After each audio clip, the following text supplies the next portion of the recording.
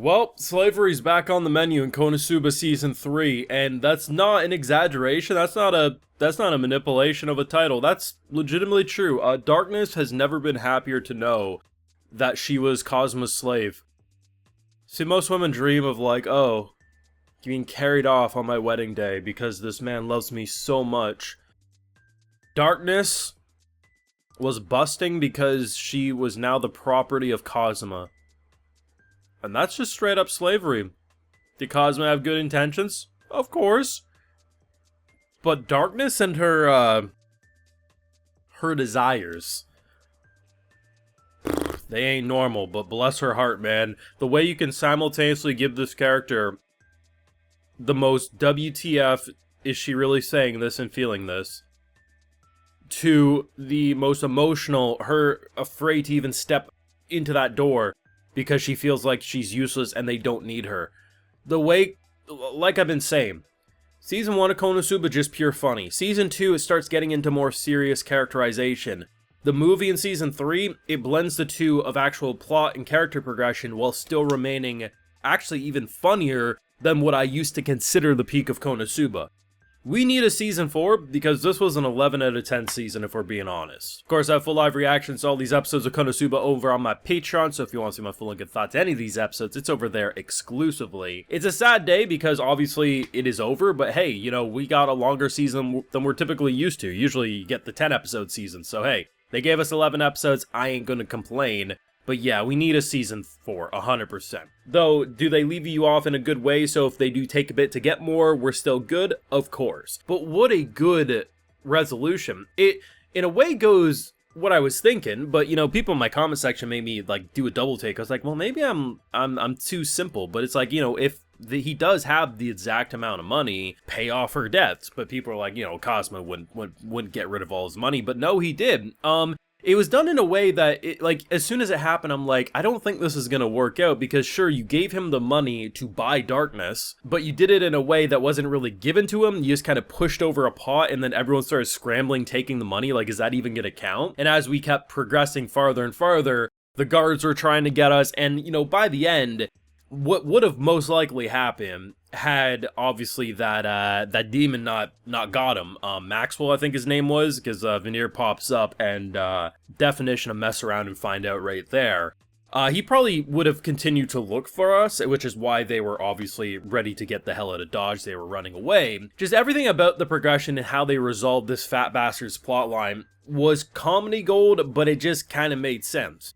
Cosmo, with all the money he's made up to this point, and selling every intellectual right idea he has in his mind, had about the $2 billion in order to pay off the debts. The thing is, obviously nothing would really be left afterwards, and is this the type of guy who would actually give up his prized beauty for a couple bill? Probably not, let's be honest. He's the type of guy who would have took that money and still tried. So it's a good thing he seemingly is dead by, imagine kicking someone who just gives you psycho energy to begin with for how many years, and then that thing finally snaps on you, man. Like, rip bozo, game over. But I think probably the best part of this episode is what happened with Aqua. Now, here's the thing. Aqua is simultaneously the most useless character as she is useful. Aqua is unironically one of the strongest isekai characters. Now, I'm not saying she's the strongest, but if you're actually making a list of insane power, she actually is on that list. The issue is that she's usually drunk, and she's an idiot. So, a lot of that talent does get wasted as she is. And sure, did she see the dad? You know, you can make some arguments, you know, Cosmo was the one really interacting, but anyone who was, you know, sober for most of their week probably would have been able to do what she did a lot sooner, but her just casually electrifying the dad, being like, he had a curse, and we're going from him, because I thought he was going to make it at first, but because the daughter's now happy, he's like magically okay, and they're going to be like, bitch, the stress was really the thing killing you?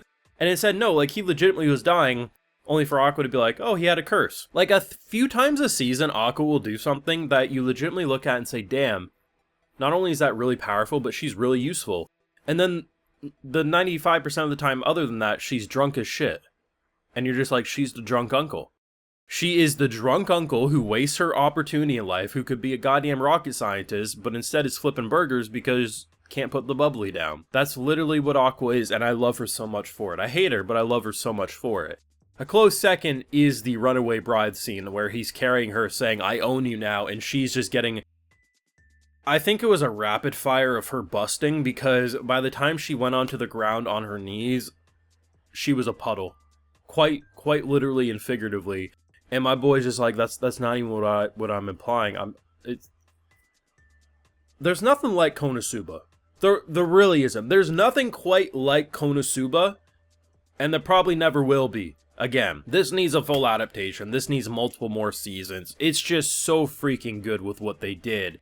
It was funny, it was heartwarming, and you just legitimately felt like the characters evolved, especially between the movie and this, with Megami and Darkness, of course, stealing most of the show. But it's nice that Cosmo is the type of guy who legitimately was there for his friends, and as depressed as he was thinking he was not only going to be broke, but have no ideas to make money in the future, he was doing so for her anyway, and the realization that he's actually 2 bill richer because he got the money back, and the leech is coming saying, we've always loved you, it just was the perfect way to tie up this season. Honestly, like, I don't even know what I would necessarily want to see from Season 4, because between the movie, between Season 3, I really think Darkness and Megami got really good characterization.